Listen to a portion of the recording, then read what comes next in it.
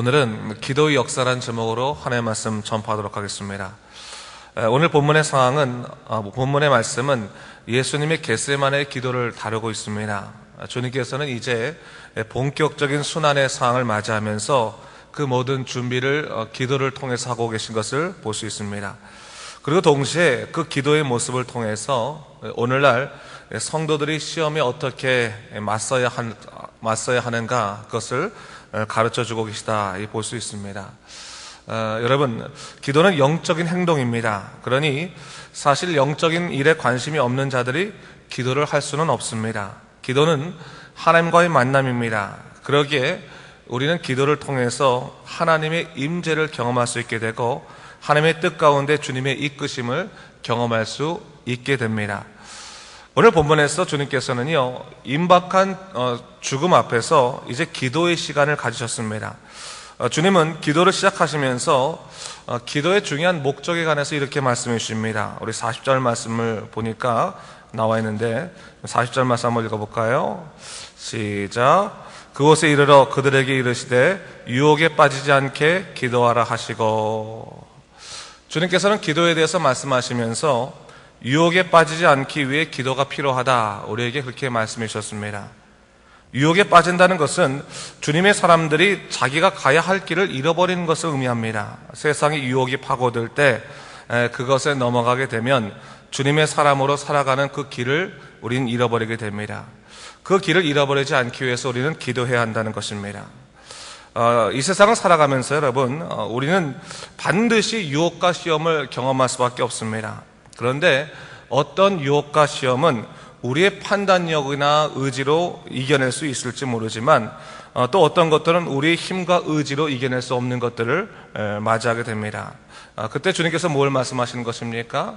오직 기도를 통해서 그것을 이겨내라 말씀해 주시는 거예요. 그럼 기도는 우리로 하여금 사람의 능력을 의지하지 아니하고 오직 하나님만 의지하게 하는 것입니다. 오늘 본문 39절을 보니까 주님께서 겟세마네로 기도하러 가시되 습관을 따라 감난산으로 가셨다, 그렇게 이야기하고 있습니다. 이 말은 겟세마네 기도가 특별한 기도이긴 하지만 어떤 순간적인 그런 기도가 아니라 주님의 일상적인 기도 중에 하나였다는 사실을 얘기해주고 있는 것입니다. 바로 주님께서는 매 순간 기도의 삶을 통해서 끊임없이 다가오는 그 유혹과 시험의 문제를 이기셨다라고 말씀하는 것도 같은 표현이라 볼 수 있습니다. 사실 오늘날 우리 신앙의 현실 속에서 사람이 시험에 들게 되면요, 기도를 중단하게 됩니다. 역으로 기도를 중단하게 되면 또 시험에 들게 되는 것들도 볼 수가 있습니다. 바로 유혹과 시험을 이기는 것, 기도의 역사라 할 수 있는 것입니다. 자, 오늘 주님께서 겟세마네 동산에서 기도하실 때 그 기도는 어떻게 보면 이 순환 직전에 처절한 그런 기도의 시간이었다. 마지막 그 고통의 순환 앞에서 예수님을 공격하는 그 수많은 그 순환에 대한 두려움이 있었다라는 것을 우리는 볼 수 있습니다. 그럴 때 주님께서는 더욱더 애쓰고 간절히 기도하시면서 그 두려움을 이겨내고 온전히 아버지의 뜻에 순종하고 계신 것을 볼 수가 있습니다. 우리 42절과 43절 말씀 한번 같이 읽어보기 원하는데요, 42절부터 44절까지 한번 같이 읽겠습니다. 시작. 이르시되 아버지여, 만일 아버지의 뜻이거든 이 잔을 내게서 옮기시옵소서. 그러나 내 원대로 마옵시고 아버지의 원대로 되기를 원하나이다 하시니 천사가 하늘로부터 예수께 나타나 힘을 더하더라. 예수께서 힘쓰고 애써 더욱 간절히 기도하시니 땀이 땅에 떨어지는 핏방울같이 되더라 했어요. 주님의 간절한 기도가 여실히 보여지는데, 여러분 보세요. 주님이 기도하는 동안 더욱더 하나님의 뜻에 집중하고 계신 것을 볼 수 있습니다. 여러분, 기도의 역사는 이와 같습니다.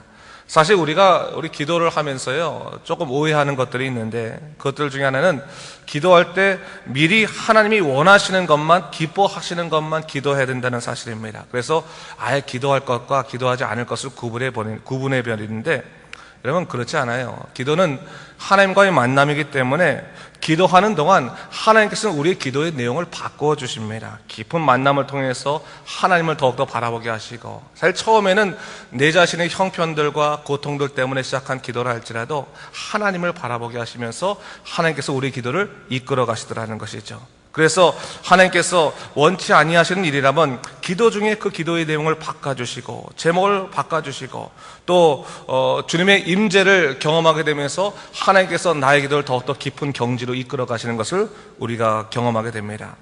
오늘 본문에도 보니까요, 주님께서 기도하신 동안 43절에 보니까 천사가 주님의 기도를 도우셨다, 그렇게 나와 있습니다.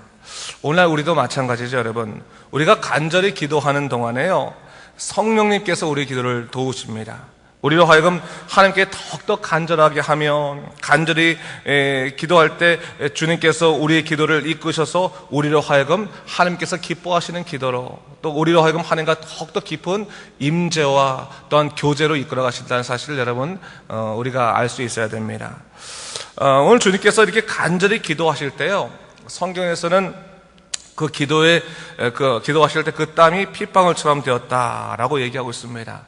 사실 오늘 우리가 오늘 기도의 역사에 대해서 주제를 다지면서 얘기하는 거니까 좀 우리의 기도의 상황과 연결을 해서 얘기하지만, 주님의 기도라고 하는 것은 아주 특별하신 기도였죠.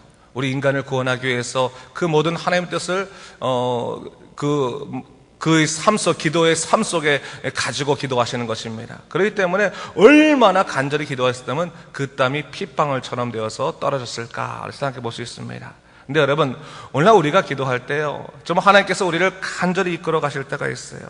처음에 우리가 기도할 때 내 뜻을 갖고 기도하는 것 같았지만 어느 순간 하나님께서 우리의 기도를 이끌어 가시지 않습니까?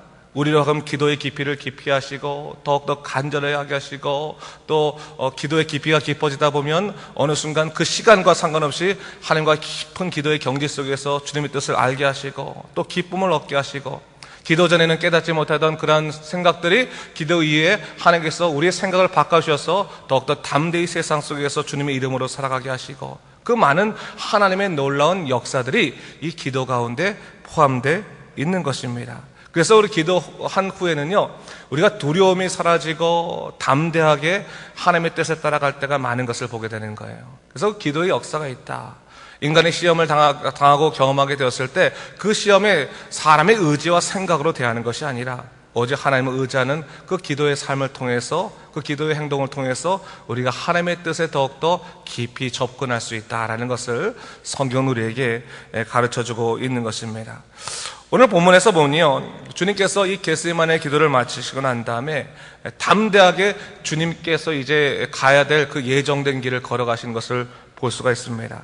자신을 잡으러 오는 그러한 사람들 앞에 맞서시고, 또 자기를 팔러 오는 사람들 중에서 자기 제자 유다가 있었는데, 유다가 주님의 입술에 입을 맞췄죠. 입 맞춤을 할 때 주님께서 그에게 말씀하지 않으십니까? 유다야, 네가 입 맞춤으로 인자를 파느냐라고 말씀해 주셨어요. 주님이 이미 아셨죠. 그러나 하나님의 뜻을 아셨기 때문에 주님께서는 그 모든 것들도 다 감당하실 수 있었고, 또 상을 보면서 칼로 혈기를 드러낸 사람, 다른 복음서에서는 베드로라고 하는데 베드로에게 이것까지 참으라 말씀하시고 부상당한 그 대제사장의 종까지도 다시금 치유해 주는 사건을 우리가 보게 됩니다.